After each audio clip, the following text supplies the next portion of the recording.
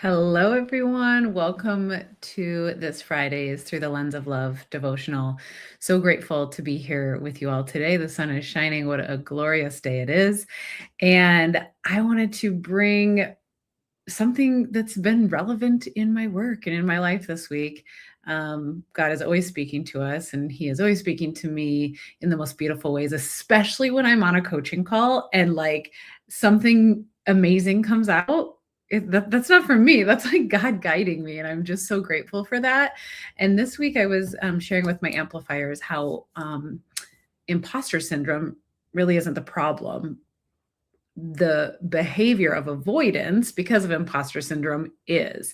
And so we often feel something, right? Like we feel like we're not good enough, or this isn't good, or it needs to be perfect, or look what they're doing, or I can't do this, or I don't have the full confidence to go forward. And that stop in our thoughts feels really, really final. But faith allows us to ask, is there a doorknob there? And so I had my clients visualize, right? Like a stop sign, right? Like, so think about something that you've been doing in your life or that you've been wanting to do, and maybe you're on the path, or maybe you haven't even started, and it just feels like there's a stop sign. And I want you to consider, like, what is on that stop sign? Is it the thought, I'm not good enough? Is it the thought, I need to do more research? Is it the thought that they're doing it better, or this is impossible, or I've failed before, or I've said I was going to do this and I'm not going to? So imagine like whatever's like keeping you from taking action. What is that thought? What is that thing? And imagine it's like written on a stop sign. Like you come up to the stop sign, it's just written. And most of us stay at the stop sign. Most of us are there. We wait there instead of 3 seconds, like legally we're supposed to do. I think that was the rule when I was back in driver's ed. But instead of like 3 seconds at a stop sign, we stay there for weeks and months and years, and sometimes our whole life. Or sometimes we turn around and we go back. But faith asks, is there a doorknob there? So I had my clients visualize, and this is on a call. I'm like, hey, like, here's the stop sign. Visualize, instead of this stop sign stopping you, visualize that it's a doorway. And then I had them, and then God just spoke to me. He's like, ask them to see if there's a doorknob on the stop sign. And so I had them close their eyes and see that stop sign with what was written on it. And I said, and you notice that there's a doorknob on this stop sign.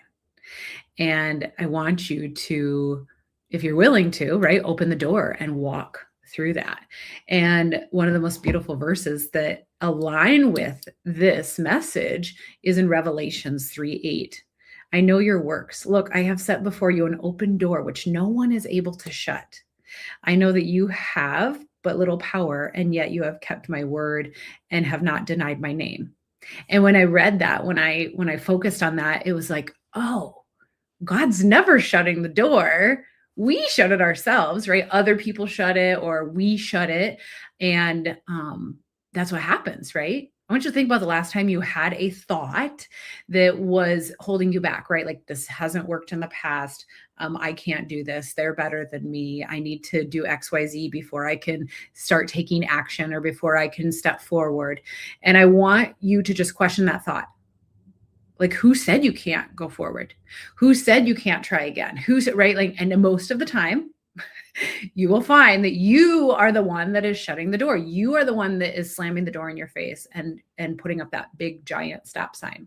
So Revelations 3:8 was really powerful, right?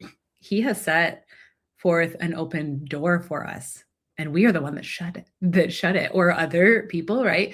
Try to shut it on us, right? But I want you to, next time you feel that stop sign, next time you feel that like, I got to turn around, or I'm not good enough, or I've tried this before, or you're finding avoidance or inaction, I want you to say, okay, what's written on my stop sign? And can I look around? Is there a doorknob?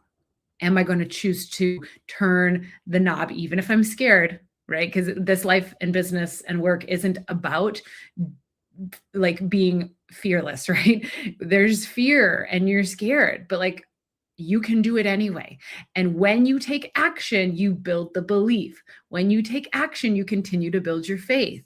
And most of us think that we need to have the faith. We need to have the full belief. We need to have the full confidence before we step into something. And that's just not true.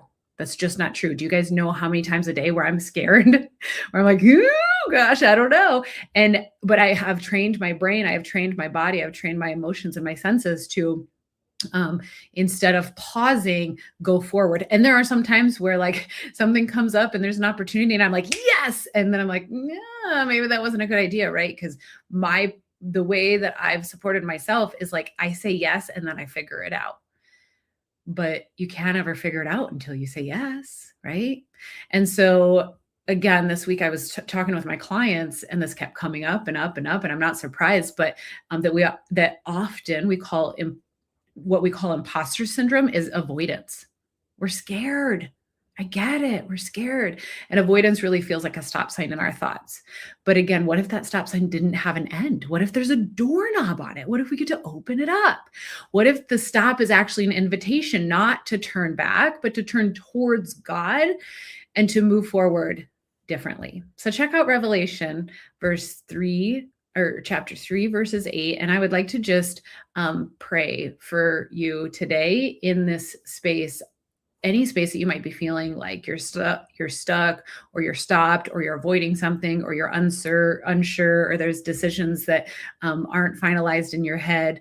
And let me tell you, it's going to feel scary. It's going to feel scary whether you stand at the stop sign and don't move, or whether you open the doorknob and go through.